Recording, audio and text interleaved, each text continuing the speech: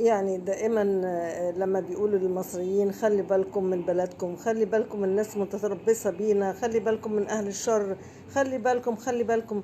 الناس من غير حاجة عندها وعي، وعندها الناس اللي نزلت ثورة 30 يونيو، الناس ديت كان عندها وعي. محدش يعني قال للملايين دي تنزل غير لما هم من جواهم. حتى لو حد قال لهم انزلوا، لو ما كانش هم من جواهم خايفين على بلدهم ما كانوش هينزلوا. اصل ايه اللي هيخلي الناس تنزل؟ يعني مفيش اي حاجة ولا قوة هتقول لهم انزلوا يلا انزلوا. دي حاجة.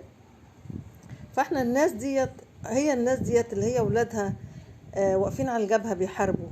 الناس ديت هي الناس اللي واقفة خايفة على البلد في كل لحظة. الناس دي هي اللي شايفة ازاي البلد في خطر من حرايق ومن ناس اغراب في البلد مش عارفين هم مين وجايين منين ورايحين فين، وطوائف والناس قاعدة يعني خايفة على بلدها.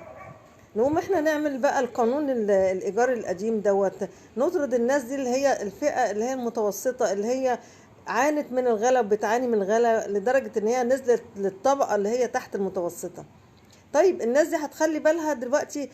انت بتقولي خلي بالك من بلدك، تعمل لي قانون بقى ان انت تنزل لي يعني قانون كأنك بتطعني في ظهري؟ لا، بتطعني في قلبي، بتطعن الناس في قلبها وانت باصص في عينيها، وتقول لهم يلا اخرجوا من بيوتكم.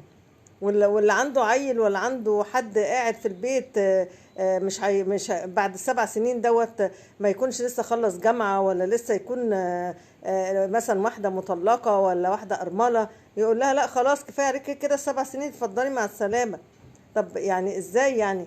يبقى انت كده يعني انت بتكبل البني آدم ده اللي هو المفروض يحافظ على البلد وبتطعنه، وتقول له بقى روح حافظ على البلد، وهو بيجر اصلا في نفسه عشان يقدر يعيش مع الغلا ده كله.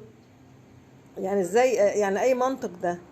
اي منطق؟ ويعني نعملها تتعمل ازاي؟ طيب تتعمل ازاي؟ وبعدين رئيس الوزراء طالع يشكر البرلمان، والبرلمان قال لك احنا كنا عند حسن ظنك عندك. حسن ظن مين يعني؟ حسن ظن الحكومة يعني؟ هم اللي بيباركوا لبعض ولا ايه؟ مش فاهمة. يعني وفين المواطن بقى في السكة دي، في القصة دي بقى؟ يعني المواطن بقى يبتدي من دلوقتي. ما انت عشان فعلا تعزل من حتة لحتة وتلاقي فلوس والكلام دوت، انت هتبتدي من النهاردة. وبعدين الفلوس هتجيبها ازاي واحنا اصلا يعني صندوق النقد الدولي طلع تقرير قريب قال ان المصريين 66% او اكتر منهم تحت خط الفقر. دي حقيقة. احنا مش هنضحك على بعض ومش هنضحك على نفسنا. الناس بتكافح عشان تعيش.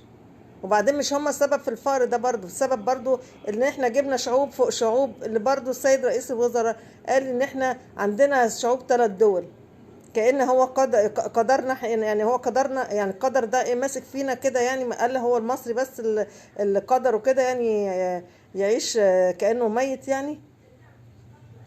يا ريت رفقا بالمصريين اللي اتحملوا كتير وبيتحملوا كتير وهيقفوا لبلدهم ومش هيسيبوا بلدهم. بس احنا كمان ما نخليهمش بقى على الارض، مش كمان ال4 حيطان اللي هم متداريين فيهم ومداريين كل شيء فيها، وعشان يعيشوا ويقدروا يعيشوا مستورين ناخد احنا بقى نشيل عنهم الستر كمان.